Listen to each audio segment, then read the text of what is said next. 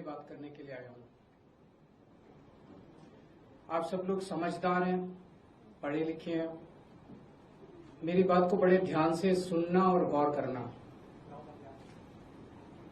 NEET का paper leak हुआ है। हर बार की तरह इस बार भी जांच सीबीआई को सौंप दी गई है। हर बार की तरह इस बार भी सीबीआई ने 10-15 लोगों को गिरफ्तार कर लिया है।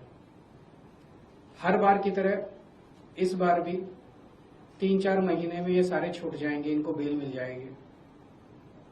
और हर बार की तरह इस बार भी ये सारे छूटे हुए बदमाश फिर से अगले साल के नीट के पेपर को लीक करने की तैयारी शुरू कर देंगे।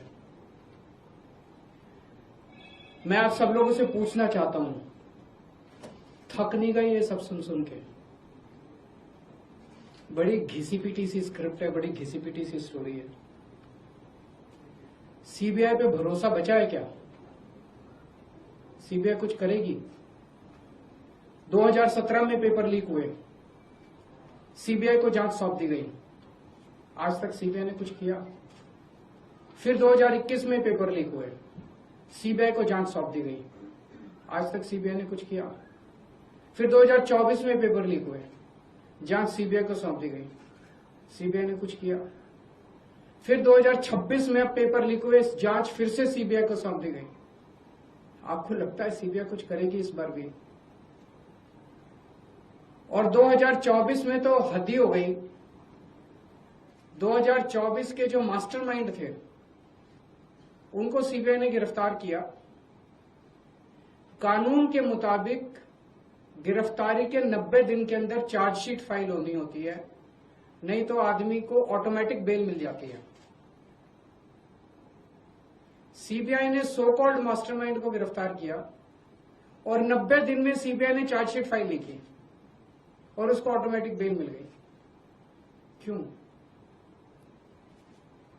आपको लगता है कि सीबीआई ने इसलिए चार्जशीट फाइल नहीं की क्योंकि सीबीआई इनएफिशिएंट है? ना, सीबीआई इनएफिशिएंट नहीं है। सीबीआई में बड़े अच्छे अफसर है,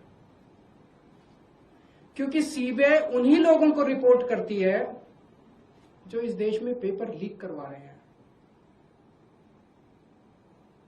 सीबीआई किसी को सजा दिलवा ही नहीं सकती। एक बारी सारे देश की भी बात करते हैं।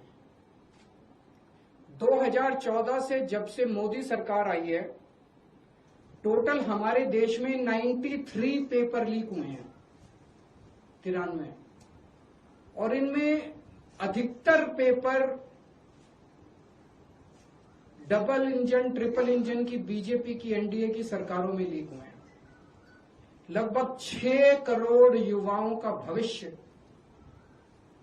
इन 93 पेपरों में बंद था। 6 करोड़ लोगों का भविष्य बर्बाद हो गया इन 93 पेपर जो लीक हुए। इनमें मोस्टली पेपर लीक हुए राजस्थान में, उत्तर प्रदेश में, उत्तराखंड में और गुजरात में। इन 4 राज्यों में सबसे ज्यादा पेपर लीक हुए। इन चारों राज्यों में बीजेपी की सरकार है। तो ये इत्तेफाक नहीं है कि इन चारों राज्यों में बीजेपी की सरकार है, केंद्र में बीजेपी की सरकार है, नीट का पेपर लीक हो गया। और अभी पिछले 1-2 दिन से खबरें आई हैं, ये जो नीट का पेपर लीक हुआ है इसका एपिसेंटर भी राजस्थान है, और इनमें जो 2-4 लोगों के ऊपर सुई गई है वो भी बीजेपी के नेता दिखाई देते हैं। तो इससे शक तो पैदा होता है कि क्या इन सारे पेपर लीक में इनके नेता शामिल हैं, या इनकी पार्टियों का या सरकारों का संरक्षण है, या सीधे सीधे इनके नेता ही पेपर लीक करवा रहे हैं, उन्हीं का धंधा है ये। और अगर ऐसा है तो सीबीआई की जांच इसमें बेचारी क्या करेगी? सीबीआई इसमें बेचारी क्या करेगी? तो मेरा जेनजी से सीधा सीधा, देश के युवाओं से सीधा सीधा पूछना है कि ऐसे ही चलेगा या कुछ करना है? ऐसे ही हर साल आप देखो, 2017 में पेपर लीक हुए, उसके 4 साल बाद 2021 में हुए, उसके 3 साल बाद 2024 में हुए, उसके 2 साल बाद 2026 में हुए, अब उसके 1 साल बाद 2027 में होंगे। और हर साल पेपर लीक होंगे अगर आपने कुछ नहीं किया तो। अगर नेपाल का और बांग्लादेश का जेनजी सड़कों पे उतर के अपने देश की सरकारों को बदल सकता है, तो हमारे देश का जेनजी पेपर लीक करने वाले मंत्रियों को जेल नहीं भेज सकता है। मुझे अपने देश के जेनजी पे पूरा भरोसा है। ये देश आपका है। इस देश के नेताओं को इस देश में कोई इंटरेस्ट नहीं है। इस देश के नेताओं के बच्चे विदेशों में पढ़ते हैं। हमारे देश के एक बहुत बड़े नेता ने कहा था, जरूरत पड़ी तो झोला उठा के चल लूंगा। मैं और आप तो झोला उठा के नहीं जाएंगे ना। हमारे बीवी बच्चे तो इसी देश में रहते हैं। हम तो इसी देश की पैदाइश हैं, हम तो इसी देश की मिट्टी के हैं, हम तो इसी देश के हैं। हमें तो इसी देश में रहना है, तो बचाना तो इस देश को हमें और आपको ही पड़ेगा। और अंत में एक बात मैं उन लोगों को कहना चाहता हूं जो लोग कहते हैं कि सिस्टम फेल हो गया, सिस्टम फेल हो गया, सिस्टम फेल हो गया। मैं आपकी भावना को समझता हूं, लेकिन जब आप सिस्टम की बातें करते हैं तो अनजाने में आप उन नेताओं को बचा रहे हैं जो नेता इस पूरे घिनौने खेल में शामिल हैं। अगर एक के बाद एक साल दर साल नीट के पेपर लीक हो रहे हैं, तो पैसा सबसे टॉप पे पहुंच रहा है, सबसे टॉप पे।